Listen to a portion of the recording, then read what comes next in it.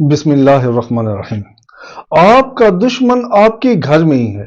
روایات میں ہے کہ جب بھی مومن صبح کرتا ہے، جب مومن بیدار ہوتا ہے تو ہر انسان کے، ہر مومن کے 3 دشمن ہوتے ہیں۔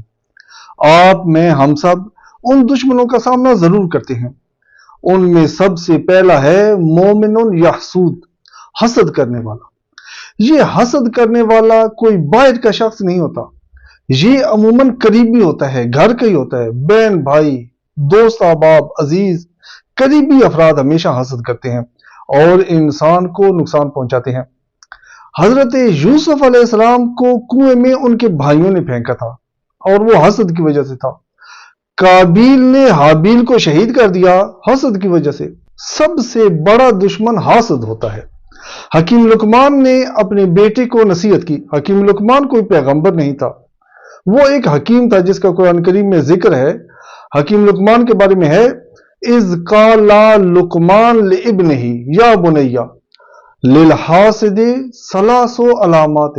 حکیم لقمان نے اپنے بیٹے کو نصیحت کی کہ اے بیٹے، حاسد کی 3 علامات ہیں، جب بھی یہ 3 علامات کسی میں دیکھو یا دیکھو کہ ان میں سے کوئی ایک بھی ہے تو جان لو کہ وہ حاسد ہے اور تمہاری زندگی خراب کر دے گا۔ پہلا اس نے کہا یتملک اذا شاہد، جب وہ سامنے ہوتا ہے، جب وہ منہ پر ہوتا ہے تو خوشامد کرتا ہے۔ کسی نے اگر نیا گھر لے لیا تو وہ اسے کہے گا کیا بات ہے، کتنا پیارا گھر لیا ہے، خدا مبارک کرے، اس گھر میں آپ انشاءاللہ محافل نعت اور مجالس امام حسین علیہ السلام کا انعقاد کریں، آپ کے گھر کی کیا بات ہے۔ حضرت یعقوب علیہ السلام کے بیٹے جب حضرت یعقوب علیہ السلام کے سامنے ہوتے تھے تو حضرت یوسف کی بہت تعریفیں کرتے تھے، یہ ہمارا بھائی ہے، ہمارے ساتھ جائے، کھیلے گا، کھائے گا، ہمارے ساتھ جائے۔ لیکن در پردہ وہ حضرت یوسف علیہ السلام سے حسد کرتے تھے، حضرت یوسف علیہ السلام کو قتل کرنا چاہتے تھے، ان کو کنویں میں پھینک دیا۔ دوسری علامت حکیم لقمان نے اپنے بیٹے کو بتائی حسد کی، اس نے کہا وَيَكْتَابُ إِذَا قَابَ، جب پیٹھ پیچھے ہوتا ہے تو وہ غیبت کرتا ہے، برائی کرتا ہے۔ اگر کسی نے اپنے بیٹے کا یا بیٹی کا رشتہ کر دیا، اگر کسی نے گھر خریدا ہے تو کہیں گے اس نے حرام کا پیسہ، پیٹھ پیچھے اس کے خلاف باتیں کریں گے، اس نے حرام کے پیسے سے گھر خریدا۔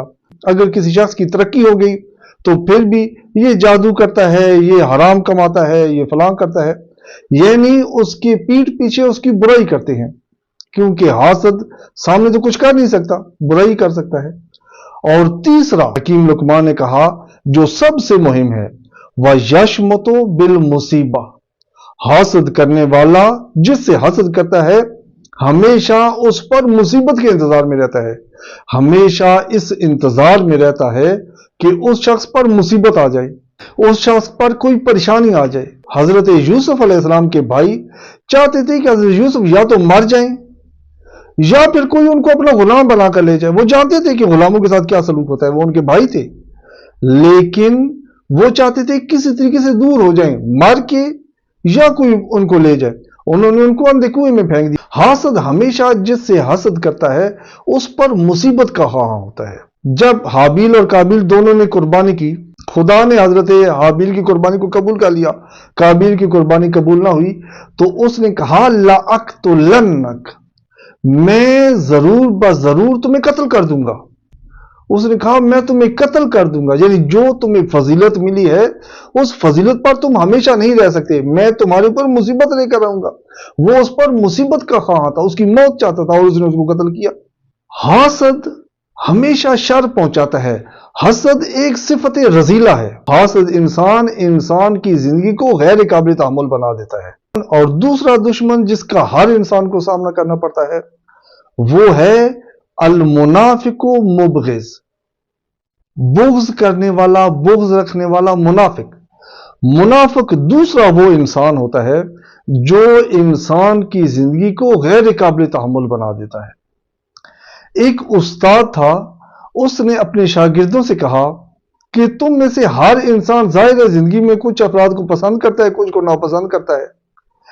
جن کو تم ناپسند کرتے ہو اتنے افراد کے برابر کل تم آلو ایک شاپنگ بیگ میں ڈال کر لے آنا، یعنی اگر انسان کسی کو ناپسند کرتا ہے 2 کو 4 کو 10 کو تو وہ 2 4 10 آلو لے آئے.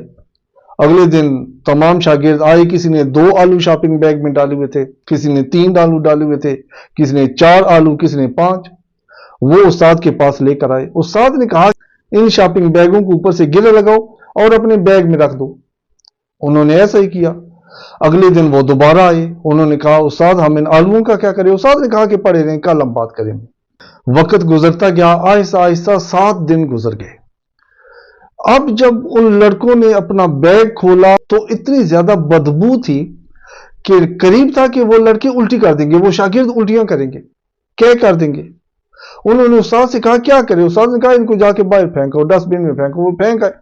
استاد نے ان سے پوچھا کہ یہ جو تم لوگوں نے اتنے دن 7 دن ان آلووں کو اپنے پاس رکھا ہے, یہ تجربہ کیسا تھا؟ انہوں نے کہا استاد یہ بہت برا تجربہ تھا.